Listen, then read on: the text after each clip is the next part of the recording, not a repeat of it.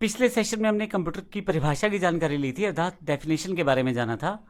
इस सेशन में बात करेंगे हम कंपोनेंट्स ऑफ कंप्यूटर, यानी कि कंप्यूटर के मुख्य भाग के बारे में। कंप्यूटर के मुख्य भाग कौन कौन से हैं? सबसे पहले मैं बता दूं, इसमें CPU, memory unit, input device, output device, ये मुख्य 4 सेक्शन अवेलेबल रहते हैं जिसके बेस पे कंप्यूटर कार्य करता है। तो आइए इन सब के बारे में बारी बारी से ढंग से जानते हैं ताकि आसानी से हम इससे जुड़े हुए क्वेश्चन आंसर्स का जवाब भी दे पाएं। तो आइए शुरू करते हैं। अगर हम बात करें, इसमें हमारे पास सबसे पहला पार्ट है सीपीयू।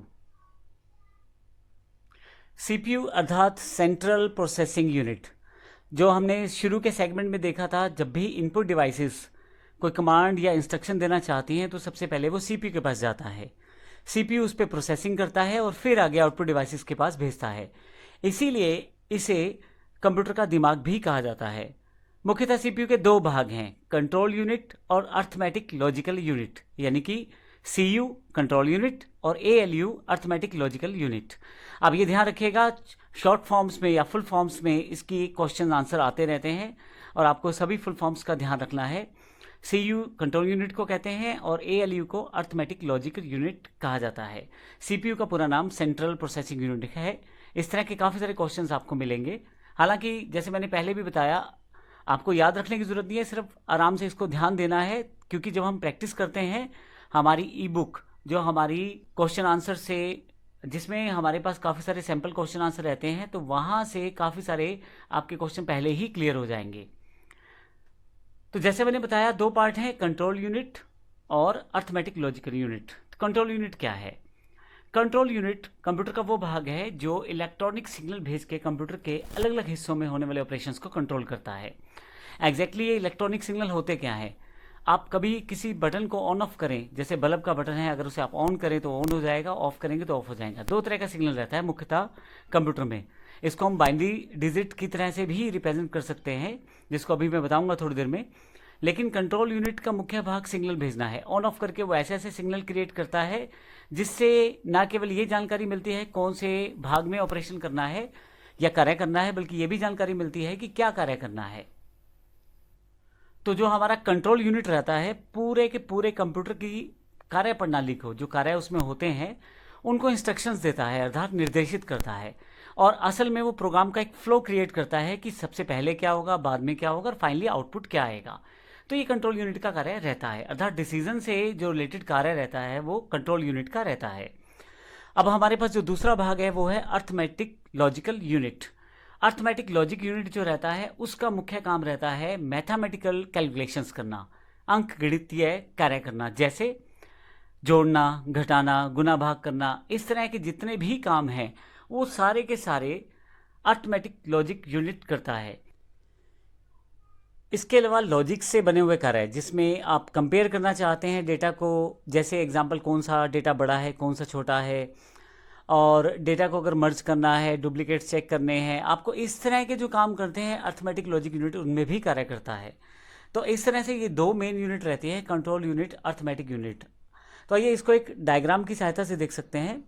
इसमें सीपीयू के अंदर अगर आप देखें तो एएलयू और कंट्रोल यूनिट, ये 2 मुख्य भाग हैं।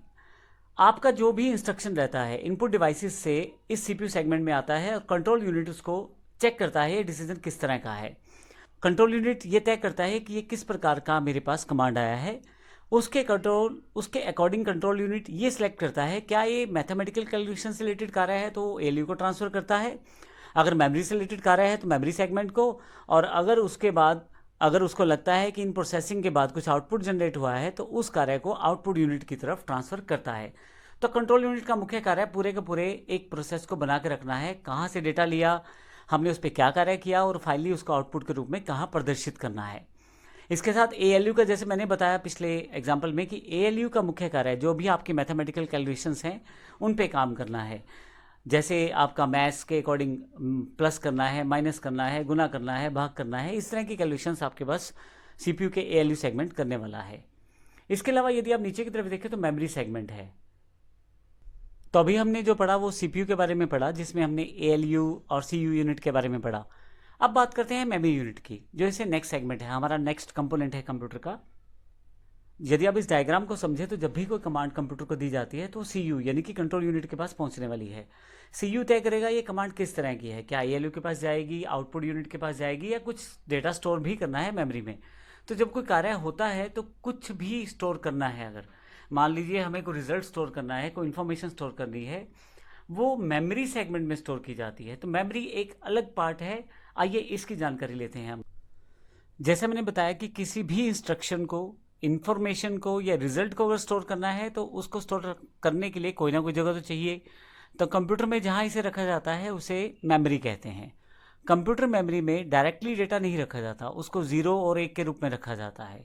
अर्थात जो भी इंफॉर्मेशन आप डालेंगे कंप्यूटर में, चाहे वो A है, B है, C है, कोई नंबर है, कोई टेक्स्ट है, कोई फोटो है, उन सब को पहले 0 और 1 में बांटा जाता है, अर्थात उसे बाइनरी में कन्वर्ट किया जाता है। ये कंप्यूटर की वो भाषा है जिसमें कंप्यूटर अपनी बात समझता है।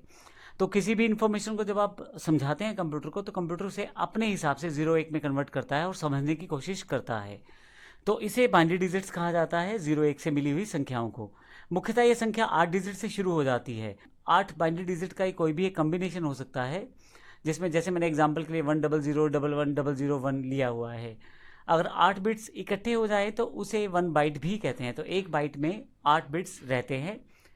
तो अभी हम मेमोरी की बात करते हैं। तो मुख्यतः आप जब कुछ स्टोर करना चाहते हैं तो कोई जगह चाहिए। कंप्यूटर में वो जो जगह रहती है कुछ इन्फॉर्मेशन, इंस्ट्रक्शन या रिजल्ट को स्टोर करने की, उसे मेमोरी कहते हैं। मेमोरी आपके पास 2 तरह की रहती है, प्राइमरी और सेकेंडरी। आपके पास प्राइमरी मेमोरी जो रहती है वो कंप्यूटर के अंदर जो जुड़ी रहती है, मुख्यतः रैम और रोम रहती है। रोम सेक्शन कंप्यूटर के अंदर पहले से ही जुड़ा रहता है, जबकि रैम सेक्शन को आप बढ़ा भी सकते हैं, कम भी कर सकते हैं। रोम में मुख्यतः वो इंस्ट्रक्शंस रहती हैं जो बाइट्स में सेव रहती हैं, जो मुख्य इंस्ट्रक्शंस कंप्यूटर को स्टार्ट करने के लिए आवश्यक रहती हैं, वो सारी इंस्ट्रक्शन रोम में रहती हैं। लेकिन एक बार कंप्यूटर ऑन हो जाता है तो उसके बाद जो आपको कार्य करने के लिए आपको मेमोरी चाहिए होती है वो मुख्यतः रैम ही होती है। तो इस तरह से कंप्यूटर की प्राइमरी मेमोरी 2 तरह की है, रोम और रैम। कंप्यूटर को स्टार्ट करने से लेकर जब तक वह प्रॉपर्ली स्टार्ट नहीं हो जाता, उसके मुख्य जो कार्य रहते हैं वह कंप्यूटर की रोम में रहते हैं। एक बार जब कंप्यूटर स्टार्ट हो जाता है तो फिर उसके पश्चात किए हुए सभी कार्य रैम के अंदर ट्रांसफ़र हो जाते हैं। आपकी कैलकुलेशंस हैं, आपका कोई काम है, मान लीजिए आपको ड्राइंग कर रहे हैं तो उसको एक रफ फॉर्मेट में रैम में रखा जाता है। पर मान लीजिए एक बार आपने अपना काम फाइनलाइज कर लिया, अब इसको रखने के लिए आप सेकेंडरी मेमोरी का यूज़ करते हैं ताकि आप बाद में इसको देख पाएँ। रैम की एक खासियत रहती है कि अगर लाइट चली जाए या कंप्यूटर बंद हो जाए किसी कारण से, या कोई पावर फेलियर हो जाए, तो उस केस में रैम किसी भी तरह से सेव नहीं कर पाएगी आपके डेटा को, आपकी इन्फॉर्मेशन को। तो इसको सेव करने के लिए सेकेंडरी मेमोरी का प्रयोग किया जाता है। सेकेंडरी मेमोरी जैसे floppy disk, hard disk, CD, DVD, pen drive, memory cards, ये सब सेकेंडरी मेमोरी के उदाहरण है। इनकी खास बात यह है कि आप इन्हें अलग कर सकते हैं कंप्यूटर से और दोबारा प्रयोग भी कर सकते हैं यहीं से उसी डेटा को।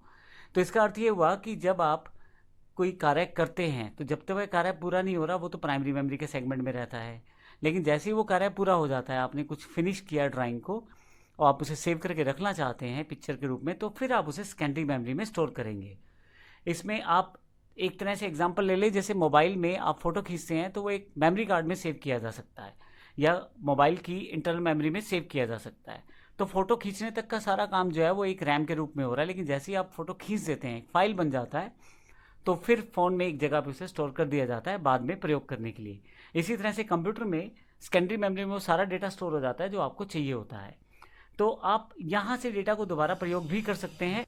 एक और बात, यहाँ फ्लॉपी डिस्क अब आउटडेटेड है, नहीं प्रयोग होती। हार्ड डिस्क इंपॉर्टेंट है, कंप्यूटर के अंदर पहले से जुड़ी रहती हैं और कंप्यूटर के इंटरनल कंपोनेंट्स के रूप में भी आती हैं। हार्ड डिस्क एक्सटर्नल भी अवेलेबल हैं आजकल। इसके अलावा आप CD, DVD और पेन ड्राइव का प्रयोग कर सकते हैं डेटा को राइट करने के लिए।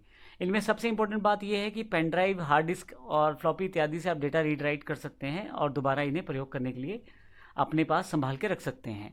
तो ये कंप्यूटर मेमोरी का एक सेगमेंट है। हालांकि मैं आपको जानकारी दे दूं, इसी सेशन में आने वाले सेक्शंस में हम इसको विस्तृत रूप से भी पढ़ने वाले हैं। अभी एक कंप्यूटर की परिभाषा के साथ जुड़ी हुई बेसिक टर्म्स की मैं आपको जानकारी दे रहा हूं, और CCC में इन सब क्वेश्चंस को पूछा जाता है कि आपका प्राइमरी मेमोरी कितने प्रकार की है या सेकेंडरी मेमोरी कितने प्रकार की है, हार्ड डिस्क कौन सी मेमोरी का पार्ट है, या रैम किस मेमोरी का पार्ट है, प्राइमरी का या सेकेंडरी का। तो इस तरह के क्वेश्चन आपसे पूछे जाते हैं, इसलिए जानकारी आपको यहाँ पे दी गई है। इसके अतिरिक्त अब मैं नेक्स्ट पार्ट पे आता हूँ। थर्ड जो कंपोनेंट है इनपुट डिवाइसेस है, जिससे कंप्यूटर को इंस्ट्रक्शन दी जा सकती है। कंप्यूटर को इंस्ट्रक्शन देने के लिए आप कीबोर्ड, माउस, जॉयस्टिक और इन सब डिवाइसेस का प्रयोग करते हैं। आप जब कीबोर्ड पे कुछ टाइप करेंगे तो कंप्यूटर के पास पहुंच जाएगा और वो उसको एक इंस्ट्रक्शन मानेगा। इस तरह से आप माइक से बोल के भी अपनी इंस्ट्रक्शन पास कर सकते हैं और माउस से क्लिक करके अपनी इंस्ट्रक्शन पास कर सकते हैं।